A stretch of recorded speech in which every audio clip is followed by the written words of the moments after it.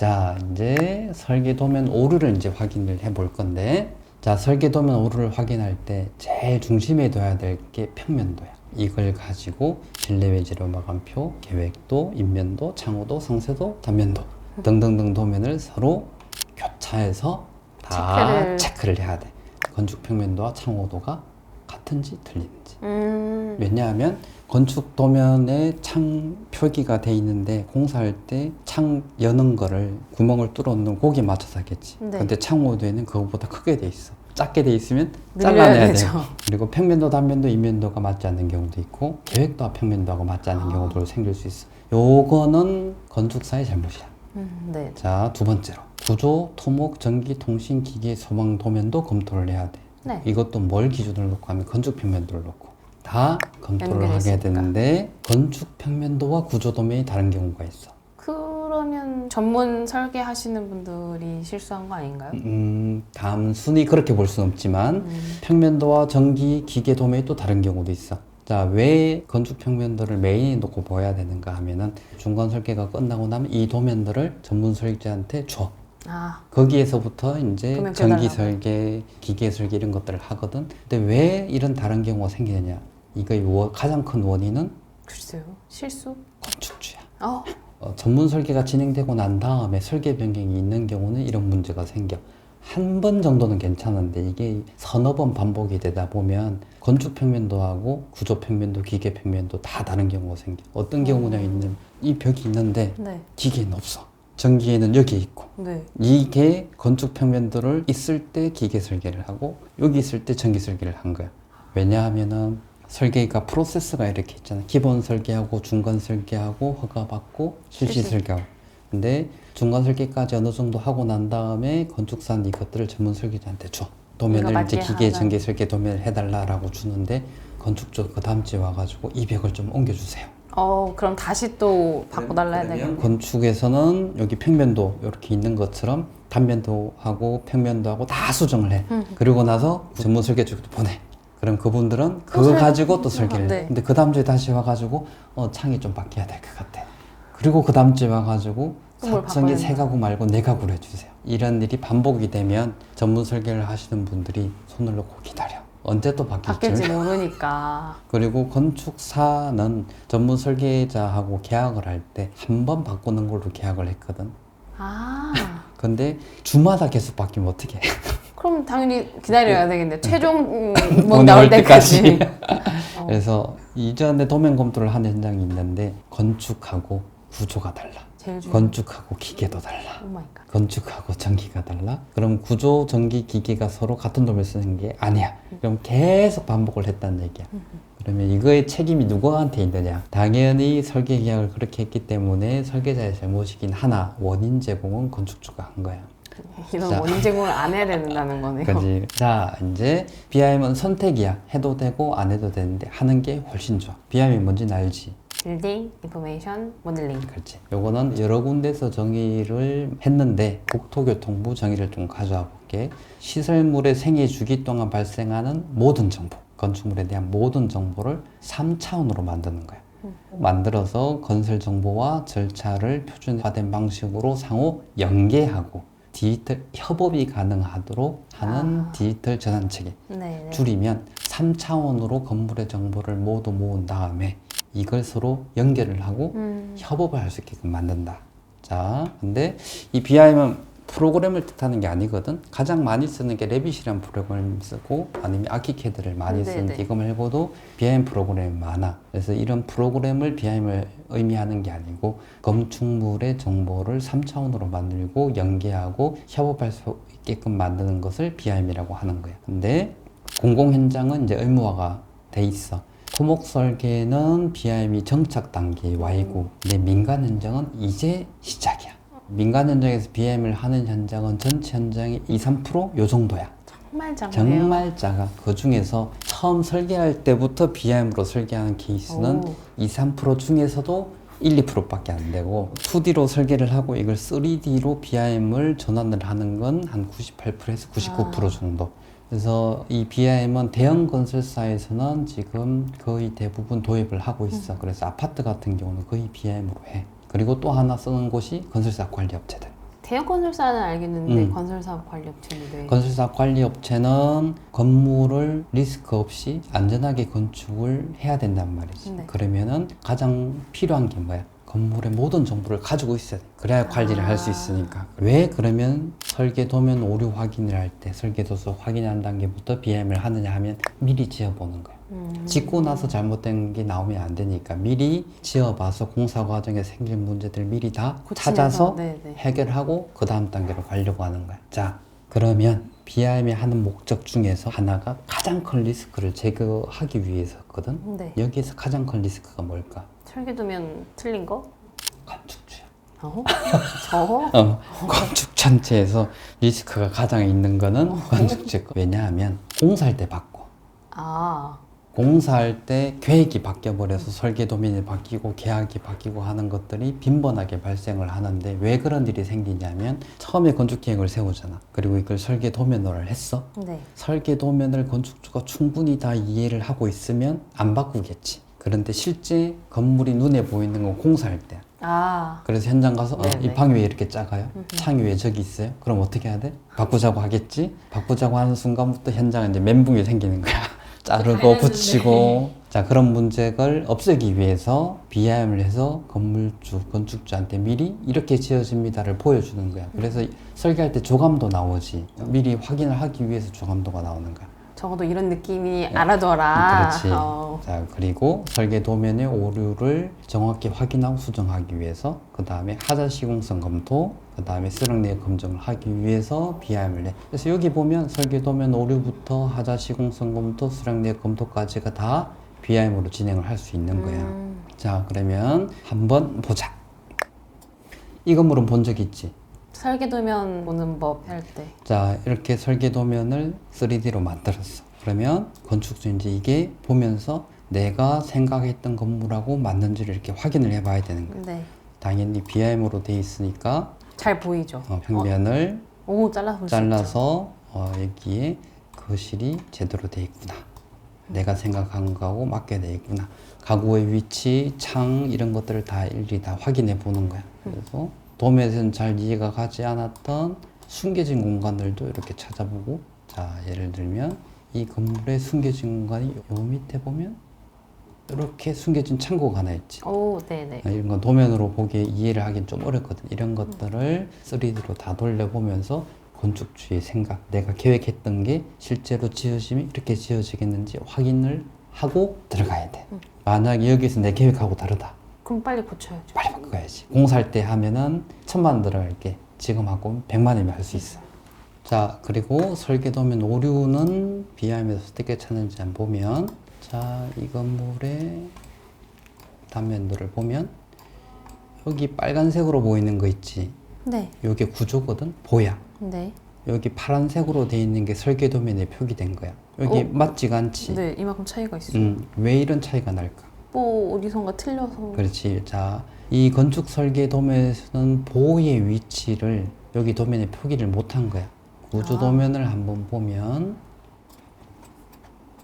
여기에 점선으로 돼 있는 게 보거든. 네. 여기 이제 보가 있는 거야. 그래서 아까 본 단면도에서 보가 있는 보가 거죠. 이렇게 있어야지. 네. 그러면 여기 건축 도면이 밑으로 더 내려와야 되잖아, 그지? 네. 요런 것들을 오류를 찾는 거야. 아, 이거를 구조 도면, 평면도, 단면도 다 상상을 한 다음에 머릿속에서 정합도를 맞추기는 사실 쉽지 않기 때문에 이런 것들을 다 맞춰서 보면 도면에 어디에 오류가 있는지를 이렇게 확인을 해볼 수가 있어.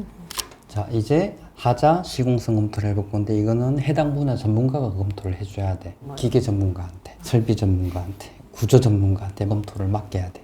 자, 전체 중에서 다 일일이 다 검토를 해야 되는데 건축만 안 보면 방수 위치가 적정한가, 방수 공법이 적정한가, 방수에 누락된 게 없는지, 단열의 위치는 맞게 돼 있는가, 적정 단열재가 사용이 되고 있는가, 누락 부위는 없는가, 이런 것들을 하나씩 검토를 해야 되는데 이것도 BIM에 보면 눈에 확 들어오니까 한번 보자.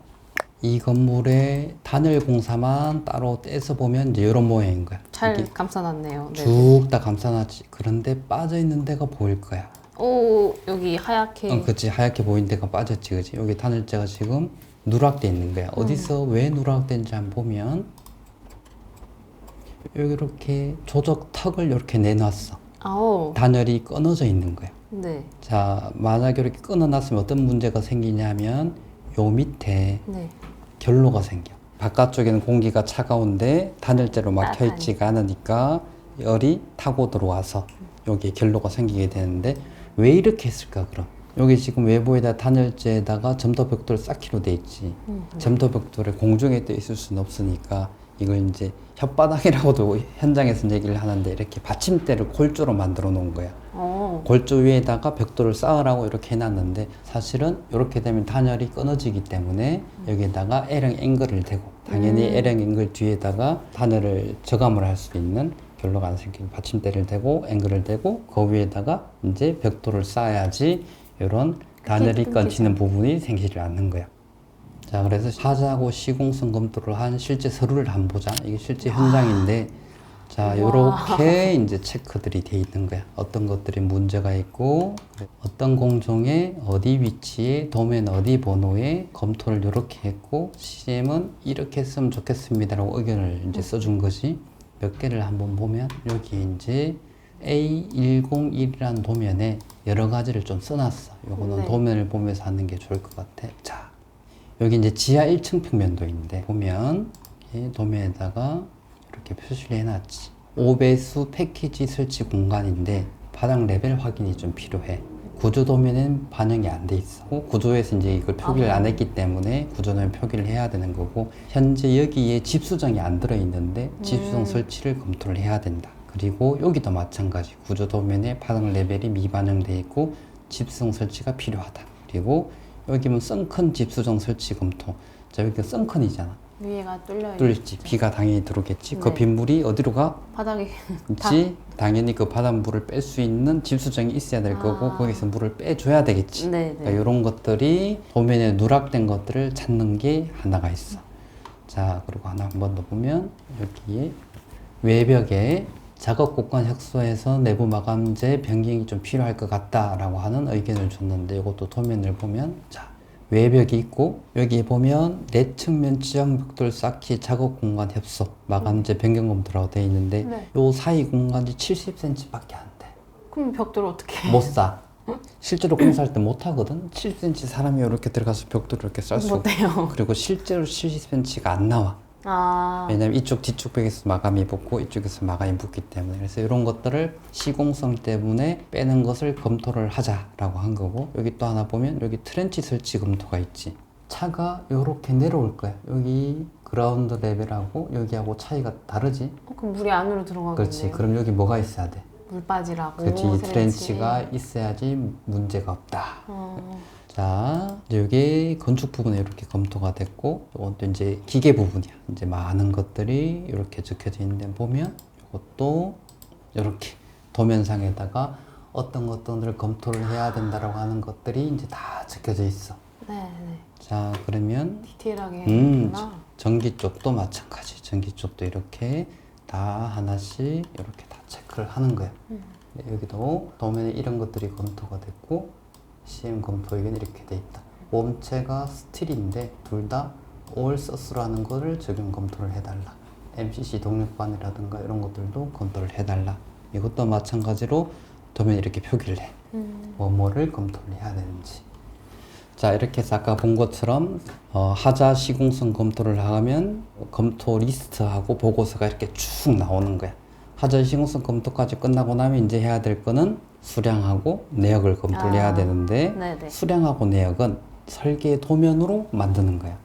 그렇지? 그래서 설계 도면이 누락이 돼 있으면 수량 내역도 여기 당연히 또 안 누락이 들어있는 돼 거죠. 도면이 잘못돼 있으면 또 안 돼 있는 수량도 거고. 잘못되지고 하자하고 시공성 문체도 당연히 여기 문제가 있는 그렇지. 거죠. 그래서 맨 먼저 해야 될 거는 설계 도면대로 내역의 품목하고 규격들이 다 들어있는지 확인을 해봐야 되는 거야. 도면에 있는데 내역에 빠져 있으면 안 되잖아. 네네. 그리고 산출 방식이 적정한가도 확인해야 돼. 오. 어떤 부분이 있느냐 하면 산출할 때 가끔 벽체 중심으로 산출하는 경우가 있어. 그 벽 이 중심선 말씀하시는 그치. 거죠? 네네. 근데 마감선으로 해야 되거든. 중심선이 산출하기는 정말 빨리 할 수 있으나 정확하게 뽑으려면 마감선으로 해야 돼. 그쵸. 실제로 붙는 것과 들어가는 거 그치. 다르니까. 그래서 중심선으로 하게 되면 내부 마감 면적은 늘어나 보이고 네네. 외부는 줄어들어. 네. 그 차이만큼 공사비에 오차가 생기는 거야. 그래서 이게 벽체 중심선으로 뽑았는지 마감선으로 뽑았는지를 확인을 해야 돼. 당연히 마감선으로 뽑아야 그 되는 기준도 딱 정해놔야 되는 거지. 수량 산출은 정미 수량, 실제 공사하는 수량으로 뽑는 게 원칙이야. 그리고 수식도 확인을 해야 되고, 그 다음에 할증 적정한가. 주로 할증이 들어가는 게 철근, 레미콘, 타일, 시멘트 이런 것들이 할증이 들어가는데 건물의 용도하고 규모에 맞게끔 할증이 들어가야 돼. 철근 같은 경우는 할증이 들어가는 이유가 뭐냐 하면은 철근은 메터 수로 나오잖아, 그치? 네. 뽑을 때. 근데 현장에 들어올 때는 어떻게 돼? 그 메터 수만큼 잘라서 오는 게 아니고 8m, 10m짜리 현장에 들어와. 기성품대로 오는 거죠. 그걸 네네. 잘라서 쓰는 거기 때문에 버리는 것들이 생겨. 로스율. 그 로스가 이제 여기 들어가야 되는 거야. 그렇게 현장에 들어오는 자재들은 할증을 주고 수량을 뽑아야 되는 거야. 그리고 공중의 분류는 적정한가. 그러니까 수장공사에 해당되는 건 수장에 들어가야 되고, 철근 콘크리트에 들어가는 건 철근 콘크리트에 들어가야 되고. 자, 이런 것들을 확인하고 BM을 하면 이렇게 수량하고 내역들이 나온다는 게 가장 큰 장점 중에 하나거든. 그래서 BM은 객체가 들어있으면 수량이 나와. 잡히니까 그 하나하나가. 그래서 많이 잡힐 확률이 없어. 있어야만 수량이 들어가기 때문에. 그래서 BIM에서 나온 여기 있는 수량들하고 적산업체에서 나온 수량들하고 크로스를 확인을 해가지고 잘못된 게 있는지 없는지, 맞다면 어디가 맞는지를 이제 확인을 해봐야 되는 거야. 그러면 BIM은 약간 선택사항이라고 하셨잖아요. 그럼 BIM을 안 했으면 아까 말씀하신 그 네 번째 단계까지 하고 이제 그 다음으로 넘어가면 되는 거예요? 맞아. 그래서 이제 수량 내역까지 다 검토가 됐으면 이제 네. 뭘 해야 되는가 하면 추정공사비를 뽑아야지. 그쵸, 이제. 계획에 따라서 되는 설계가 되는지를 확인하기 위해서 여기서 단가는 최근에 했던 단가 중에서 유사한 면적하고 용도의 건축물의 거가격들을 가지고 추정공사비를 산출을 해서 건축주의 목표 공사비와 맞추는 설계를 거죠. 해 네. 나온 이 내역에 따른 공사비가 맞는지 틀린지, 범위가 얼마나 벗은지를 확인해보고, 만약에 너무 많이 벗어났다? 빨리 조절해야죠. 그렇지, 조정을 해야 되겠다. 자, 오늘은 수량 내역 검토까지 하고 다음 주에 견적 방법 결정에 대해서 알아볼 건데, 지금 우리가 설계 도서 확인이라는 작업을 하고 있었다는 거지. 네. 요 과정들에서 조금 더 깊게 한 번 더 얘기를 하고, 그리고 아까 도면 잘못된 거 건축사가 보완 안 해주면 어떻게 하냐고 물어봤지. 네네. 그거를 견적 방법 결정할 때 알아보는 거야. 알겠습니다. 수고했어. 네.